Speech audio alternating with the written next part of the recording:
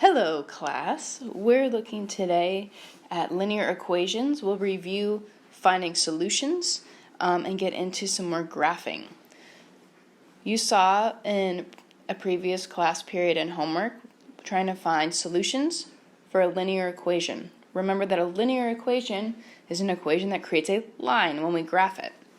And the question here is 2,1 a solution of x minus 3y equals negative 1? Remember that our coordinates are just a coordinate pair xy. So therefore I can plug in 2 for x minus 3 times 1 for y. And the question is, does that equal negative 1? Well, 2 minus 3, yes, that does equal negative 1. So yes, 2,1 is a solution.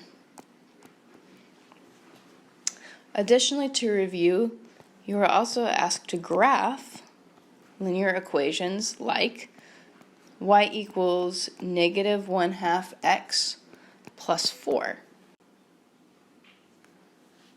Negative 1/2 x plus 4. You saw in the previous video that we can make an input-output table to find coordinate pairs to graph for this. I would usually pick 0 for x. That's just a nice point to plug in. When I plug in 0 for my input value of x, I would get negative 1/2 times 0 plus 4 is equal to y. Well, that tells me negative 1/2 times 0, that's just 0. So I'm left with 4, and I can quickly get the ordered pair of input 0 for x and an output y for 4. Usually we like to get at least 3 coordinates to graph to make sure that they are collinear, meaning they're on the same line. So let's go ahead and find another one. Now I could pick 1 as an input value. If you notice, switch colors here. If I were to plug in 1, negative 1/2 times 1 plus 4, that would give me an output value of 3.5. Now that's fine to have an output of 3.5 or an input with a fraction.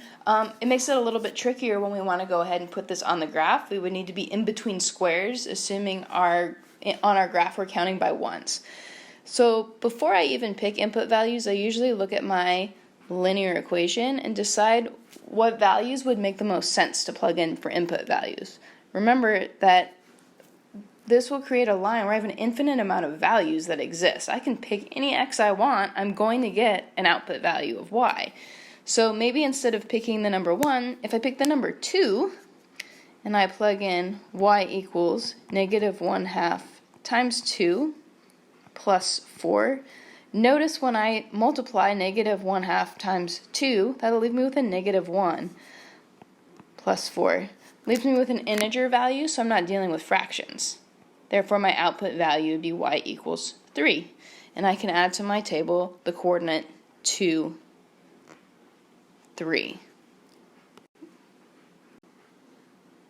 Now you can see on here, I took out the 1 for my input-output table. It'd be fine if I kept it, but for example purpose, I want to show you another input value that would give me friendly numbers. When I say friendly, I'm talking about integers, no fractional values.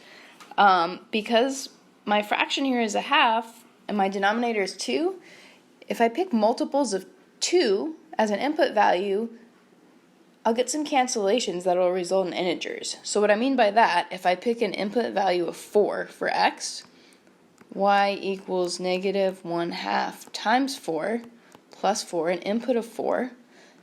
Negative 1/2 times 4 would leave me with a negative 2, a nice integer value, no fractions. Negative 2 plus 4 will give me a 2.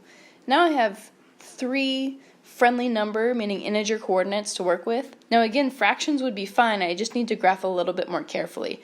Usually integer values will give us a nicer graph to work with. So I'm going to set up my graph as best I can on the iPad here. If you have graph paper at home, I strongly suggest you use it when graphing.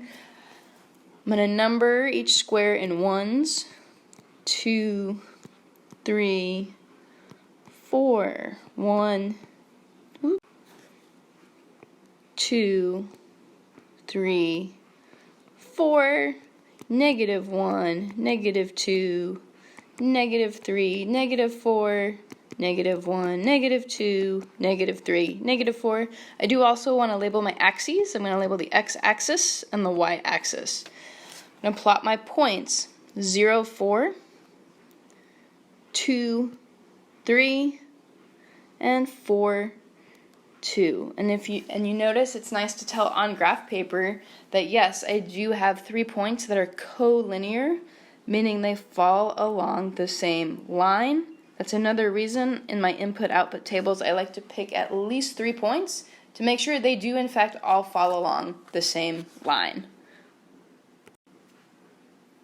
I'd like to give you another question to try. I'd like you to go ahead and graph y equals negative x plus 3. Go ahead and pause the video now and follow my steps in the previous slide to graph this linear equation.